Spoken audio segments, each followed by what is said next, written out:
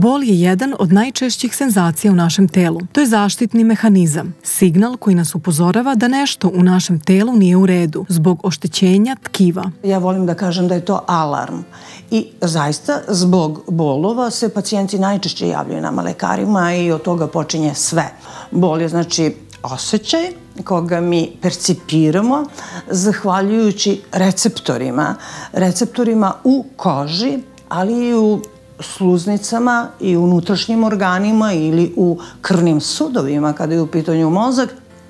Znači, postoje receptori za bol ili slobodni nervni završeci, ali činjenica je da svi ti nervni završeci, tako da kažemo, koji predstavljaju tela preko kojih mi primamo percepciju bola, osjećaj bola, iz njih ide signal do kičmene moždine, ulazi u zadnje rogove kičmene moždine i onda se iz kičmene moždine taj signal penje gore u glavu spinotalamičkim traktom. Na nivou kičme je refleksni odgovor. Znači, bocne li nas neko ekserom ili iglicom, mi ćemo automatskom radnjom, refleksnom radnjom, odmah da ruku sklonimo sa onog mesta ili ako nas ubode osa ili to je taj refleksni luk. Prvi nivo percepcije bola.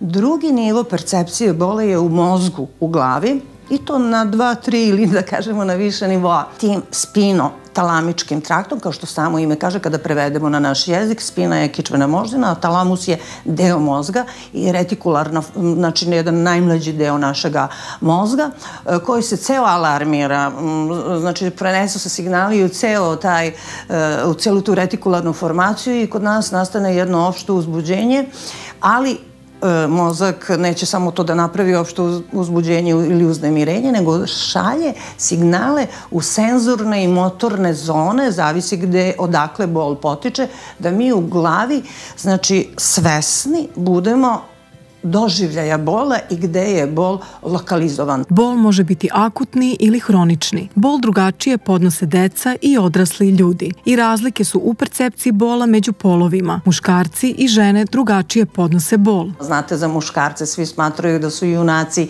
i da mogu da odnosno da trpe veći bol. Mi žene kao navodno, da kažemo, teže trpimo te akutne bolove. Podelit ćemo bolove na akutne i hronične. Akutni su momentalni, a hronični su koji traju duže vreme. Mi žene bolje trpimo te hronične bolove, tako da kažemo kad pogledate menstruacioni ciklus i porođaj i tako dalje, i žena je vrhunski pripremljena za trpljenje bola i za izdržavanje bola. To možemo reći da polna razlika je u akutnom i doživljaju akutnog i hroničnog bola. I uopšte i bez polne diferencije imamo ljude koji lakše podnose bol i ljude koji teže podnose bol. Rekli biste da imaju veći ili niži prag za bol. Ne, svi mi imamo prag za bol isti.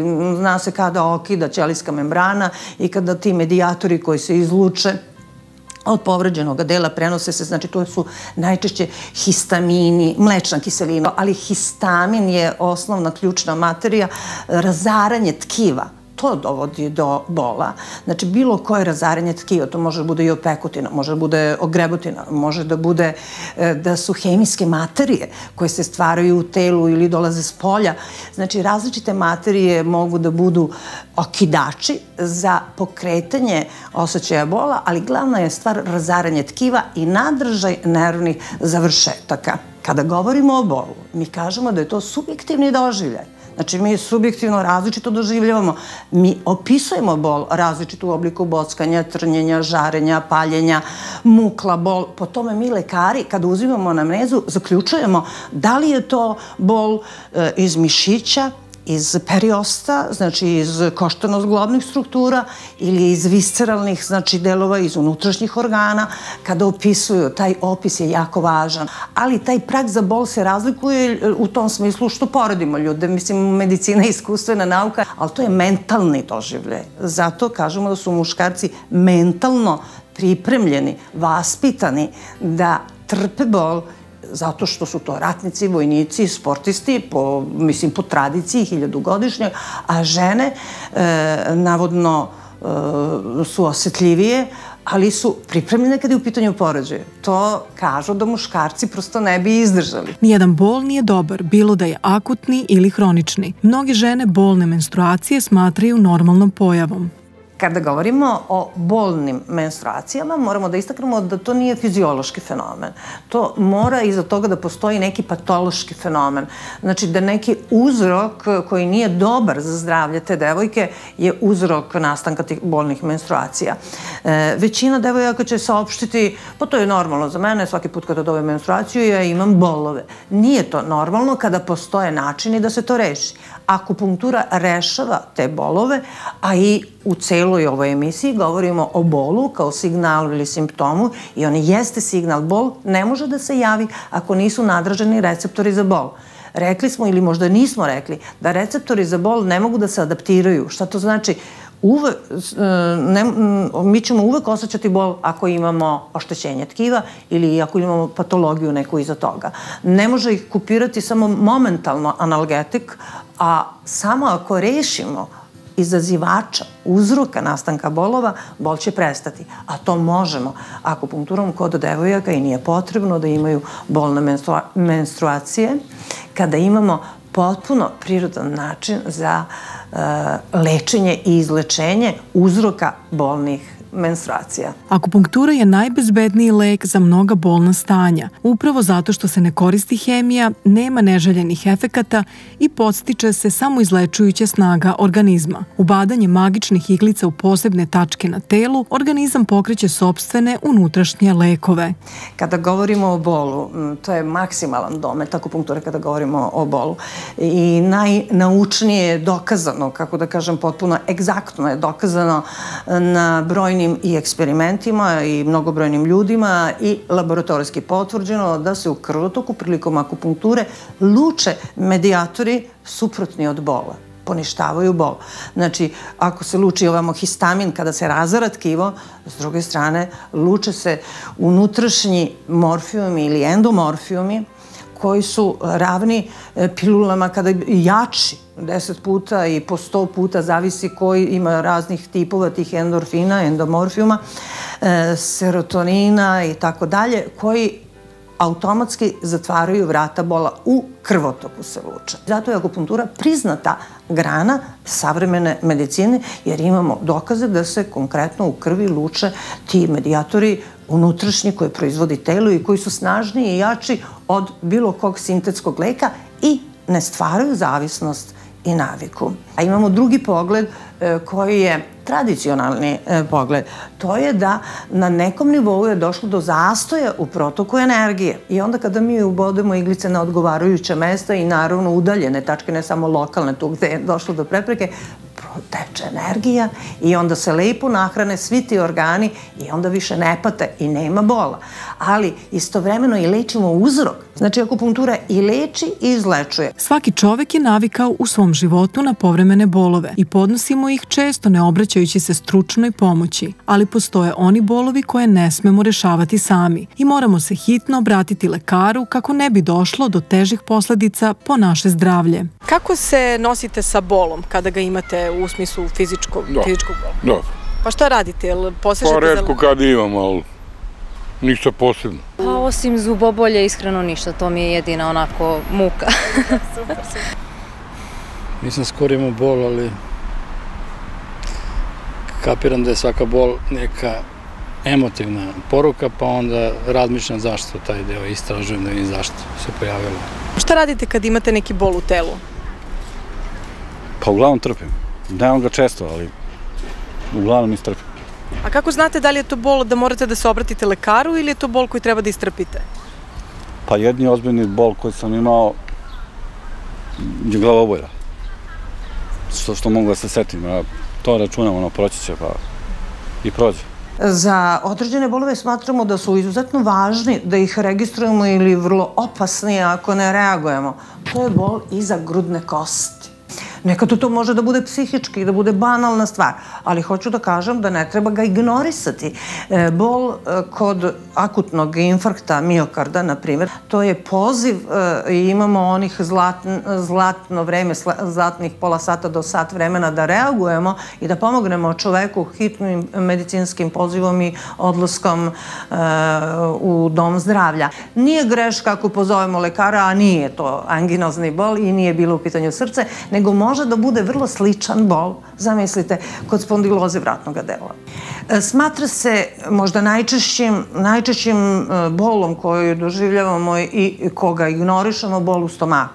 Jer nema skoro čoveka koji se nije prejeo pa došlo do nadimanja koje prosto hoćete kao balon vam je stomak i neprijatno se osjećate. Nije to opasno. Bol u donjem desnom hipohondrijumu, znači dole desno, dole skoro prema preponi ako je bol jak i ako podignemo savijenu desnu nogu u sedećem položaju, a savijenu desnu nogu i dalje osetimo bol u desnom ingvinumu, da tako kažemo, ovoj preponi, hitno kod lekara.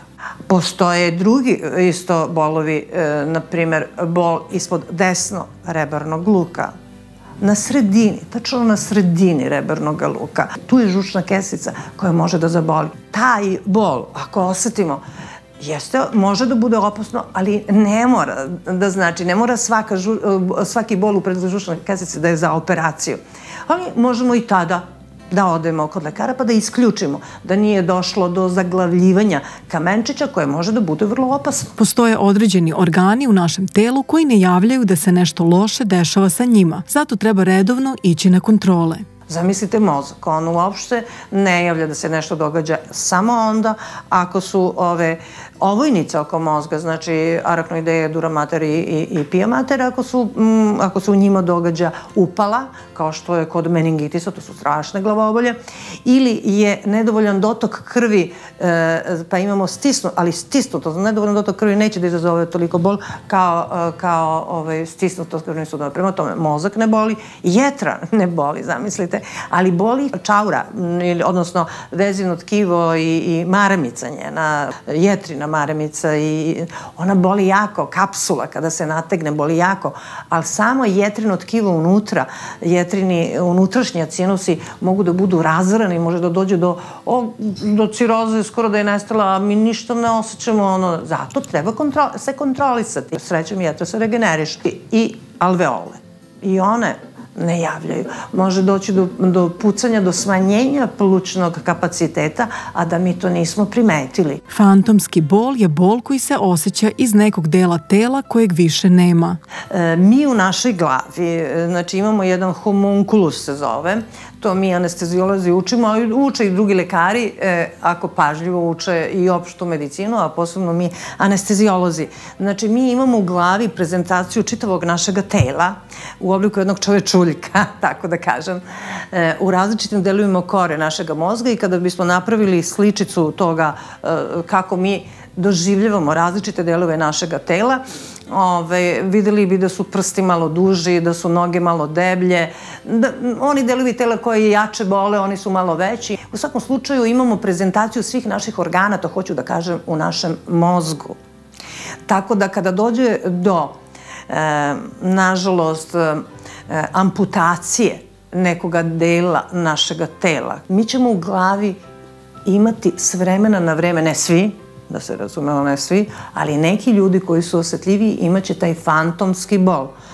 Šta to znači? Boleće ih deo tela koji uopšte ne postoji. Znači, on je izvađen i nema ga i zato se zove fantomski bol. I onda, zamislite, kako ćemo mi da sa modernom medicinom ili sa nekim analgetikom da reagujemo? Analgetik deluje na one receptore o kojima smo pričali, tamo u onom tkivu koje je oštećeno. I sada to tkivo ne postoji i mi ne možemo da zatvorimo vrata bola. Nije za džabe ta latinska poslovica da je božanska stvar otkloniti bol, jer to iscrpljuje čoveka. Iscrpljuje ne samo fizički i mentalno, pada u depresiju i tako dalje. Akupunktura to rešava. Sada možete reći pa kako? Pa delujući na taj homunkul, delujući na centralni nervni sistem. najbolje je kada se pacijent javi neposredno posle amputiranja. Akupunktura leči sve vrste bolova, ukućenost, sve vrste glavobolja, išijas, lumbago, spondilozu, neuralgije, sinuzitis, menstrualne tegobe, reumatske bolove, herpes i još mnoge druge bolesti. Akupunktura je izuzetno važna za oslobađanje ljudi od svih vrsta bolova, ali rekla bih najbitnije možda što su to strašni bolovi, bolovi u predelu lica, neuralgije. Znači kada boli, sve kada boli, boli je strašno, ali ipak na licu su bolovi i u glavi najsnažniji, najjači. Htela bih da istaknem da to možemo da regulišemo sa akupunkturom. To i bolovi duž nerva posle herpesa. I pacijenti koji imaju takav bol treba da znaju da sa akupunkturom možemo da im pomognemo da se oslobode toga bola, jer imamo pacijente koji se javljaju posle 10 godina, možete misliti, patio si mučio 10 godina. Iscrpi sve svoje serotonine, prostaglandine, misle sve te hormone sreće. Jako su značajni reumatski bolovi jer su oni jako zastupljeni.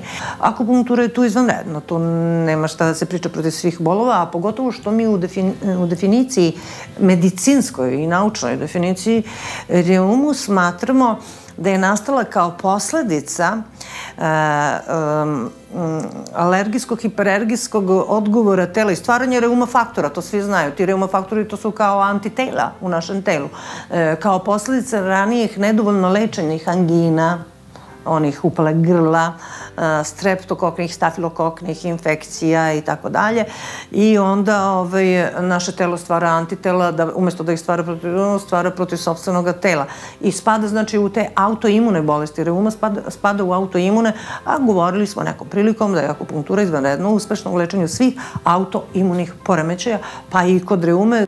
Kada govorimo o bolovima, oni jesu, kao što smo rekli, razaranje tkiva i fizički uzrokovani, fizičkim deformitetima i fizičkim razlozima. Nijedan bol ne smemo da ignorišemo, niti da se sami čak lečimo, jer se stvara zavisnost i navika od analgetika i ne deluju onda posle izvesnog vremena više, pa onda možemo i da se predoziramo, pa možemo da uništimo želudac zbog analgetika i niz drugih posledica. Zato se treba lečiti prirodno i ojačati svoj organizam ili prvo upitati lekara šta li je iza toga bola ili šta može da stoji iza toga. Ono što ja kao lekar koji se bavi terapijom bola i u zapadnoj medicini, kao anestezijolog i te ambulante za bol držimo mi lekari anestezijolozi, ali ja želim da podvučem značaj akupunkture u lečenju svih vrsta bolova, jer na potpuno prirodan način crpi te unutrašnje medijatore i leči uzrok nastanka bola.